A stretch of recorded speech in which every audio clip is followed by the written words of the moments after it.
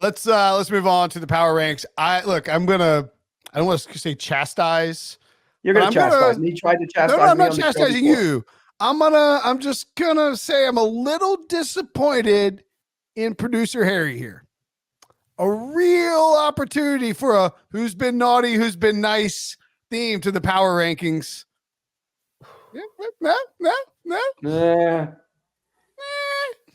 Pete doesn't celebrate Christmas. It wouldn't have worked. You're over the top. Everything doesn't have to be Christmas. Ho, ho, ho. Bah, humbug. Let's go. I actually just knew. I'm laughing both at Pete and Harry, and I failed you all. All right, so look, we'll start with the teams that were also calling a football team naughty is a little weird.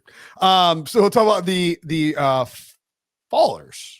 We'll really start with like the Eagles sliding down to number 6. Pete, you and I talked about this on HQ like about an hour ago. Man, is this even far enough for the Eagles? They just gave up they promoted Matt Patricia, the defensive coordinator, just gave up a game-winning drive to Drew Lock on Monday Night Football. And Jalen Hurts comes out as like kind of throwing the teammates under the bus. AJ Brown doing the tweet storm about routes running. And is this something? Is this nothing? What are you more worried about? The offense, the defense? Yes, no, all of it. What's your take here on the Eagles? I've been more worried about the defense all year long. And by the way, Darius Slay is on Twitter going at people too today, former players and stuff about saying they really did. It's not like they really miss him anyways, because he didn't play that. He hadn't played that well either. Bradbury gave up the big plays down the field. That shouldn't happen. I think the defense is average. What are they, 28th in the league against the pass? They're not very good. They're not very good on defense. But now you're compounding the problem because Jalen Hurts isn't playing very well. What is he? Doesn't he lead the league in turnovers? Isn't this? Doesn't he taken? Does he have more than Josh Allen even? I was calling him Josh Allen Josh Hurts last night. He was. Yeah, it's not good. It's a bad situation. And what was his illness, by the way? Everybody said it wasn't the flu. So what the hell was it? Did he eat something? He must have ate some bad shrimp or something, Yeah, Danny was talking yesterday on HQ. I heard Danny talking about he had gotten food poisoning once, and they were just pumping him full of fluids when he was a backup with the Broncos. And he said it was hard to even like walk at that point. So who knows what it was? I got food poisoning from a bad shrimp in Las Vegas once, and it was on the plane. Food poisoning is for real. I thought I was going to die. And the medic, I got on the plane stopped in Dallas, and the medic, Army medic goes, "Man, you don't look very good." I go, "I can't tell you how bad I was sick on the last plane." And he goes, "Why?" And I go, "I ate bad shrimp." And he goes, "Dude, you're lucky you're alive." Oh, really? I said, "What are you talking about?" He said, "Sometimes people die from that." And I said, "Great, get me home." I got food poisoning the night before the 2015 NFL draft in the Westin down there in Fort Lauderdale when we were doing a draft show. And I was like so you take some meds and you're just like whacked out of your mind because you've been getting sick over and over again.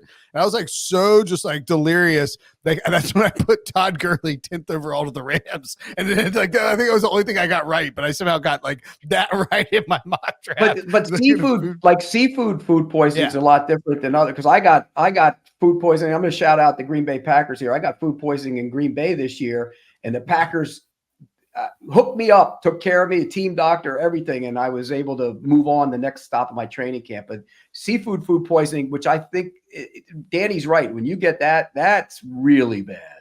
So it's funny you mentioned Josh Allen and Jalen Hurts, because I was thinking about this last night as they were very slowly unraveling. I think there's a very fine line, because those two interceptions that Jalen threw, one was probably a foot underthrown, that bomb into the end zone that Quez Watkins going to come up with. And the other one was a great play, again, by Julian Love on the sidelines in that game. If they go different directions, we're probably having a different conversation. And that's sort of the line that Josh Allen has been living on. And they're both athletically do things that teams don't do. And the other thing that I was thinking about as I was looking at the current playoff seeding in the NFC, and this is a recurring theme, whether it's Debo, whether it's other Eagles fans we know, they are not high on offensive coordinator Brian Johnson. And I think that relationship is so incredibly important for young quarterbacks, because I'm going to go through the list real quick. Shanahan, Purdy, McCarthy, Dak. Those two have found a happily middle ground in terms of their play calling marriage. Ben Johnson, Goff, Dave Canales, and Baker Mayfield. Those two are like the face of how things can work out. And Steichen and Minshew.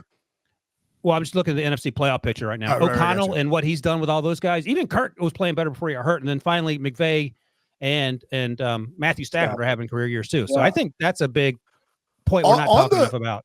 On the two interceptions you're talking about, I think you could make the case pretty easily too that like he just didn't need to throw. Like you don't need to be throwing the ball. Need to go there. Yeah, what is he going there for? Well, like the one to Quez Watkins, it's like you just need to pick up some yardage, and like the last thing you need to do is throw an interception here, trying to hit Quez Watkins deep because you've got one-on-one coverage. Like if it's a one-on-one on a bomb, like no one's going to fault Josh Allen for making that throw. I get it. You just underthrew it by a little bit. That didn't bother me so much. The other one at the end, he was just pressing. The other one at the end, you got to take the 15-yard shot in the middle of the field and try and get a field That's goal. fine. You can't. That's well, I think he was like weirdly pressing on sort of both of them, whereas like you're trying to go for a kill shot and like you've been. I don't know. I just thought it was. I do think that you can make the case that you look at what Indianapolis is doing offensively, and you know it's not. We saw this with Frank Reich too. And I don't, when he left and he went to Indy, oddly enough, under Doug Peterson, and then Steichen leaves and goes to Indy under Nick Sirianni. I don't necessarily think that it's like the new coaching staff sucks. I think a lot of it too is getting on the same page with the quarterback, and you've got a new signal caller who isn't as much of a veteran as the previous guy was. Or how about the quarterback has to play better? How about that? Yeah. Put that out there. Sure. I mean, by the way, Jalen Hurts taking a step back is crazy. I think he was really sick. He looked awful. He didn't even his face didn't change the whole game. He looked sick. But it's one thing to like for him to have accuracy issues and you pin that, because if you are genuinely sick, you're going to be dog tired in the fourth quarter, no matter how much. Don't throw it down the field if you're right. Sick. Exactly. So if your legs are wobbly because that's not under you, there's no reason to be throwing down the field. And to Brinson's point, they needed 13 yards to get in field goal range. 13 yards. And that's a brain fart by Jalen Hurts. You cannot throw a bomb there. You just dump it off or throw it out of bounds. I mean, that was one of the worst decisions I've seen by a good quarterback in a key situation over the past few weeks. I'm glad you said it because the Desmond Ritter interception was way worse. There's a way worse. There's a way worse. Jake Browning. No, even worse. Desmond Ritter. No, even worse. There's nothing worse than that, Desmond. What is it? Trevor Lawrence at the end of the half. Oh gosh. By far and away the worst play of anybody. You know it's bad when you're calling it out. Oh, it was awful. It was a stupid decision by Doug Peterson, and it was a bad decision by the fumble. That's not Doug Peterson's fault. No, he's talking about the clock management, where the Jags had a sure field goal. I thought you meant. Oh yeah, that was real bad. Really bad. And they ran the ball, right? They ran. They ran mirrored routes on both sides. That's right. One was in the end, barely into the end zone. He should have thrown it into the pool. That's what he should have done. Yeah, you just cannot throw short of the end zone there if you're going to throw. If you're going to run a play, the coach screwed up, major mistake, and the quarterback screwed up, major mistake. That's a double. That's worse than the fumble when no one. Yeah, but with the Eagles, it was at the end of the game, and only the quarterback screwed up because I'm sure.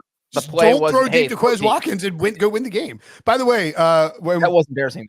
Speaking of coaches in that game, man, Nick Sirianni looked across the field and said, "What are you, stupid? What are you doing?" Looking at Pete Carroll, who Wilson got the last laugh, didn't he? Yeah, what was he complaining about? Because he wanted his timeout. He was calling Pete Carroll stupid because Pete Carroll called the timeout and gave him the time to challenge the whether it was a sack or not. We don't know that. I mean, we don't know if he was calling Pete Carroll stupid. Do we? I thought he was just saying, what the are you doing? He said, no, you can see it. He goes, "What are you, stupid? What are you doing?" And he's like looking at Pete Carroll and laughing at him because he knows that Pete Carroll just gave him a free challenge.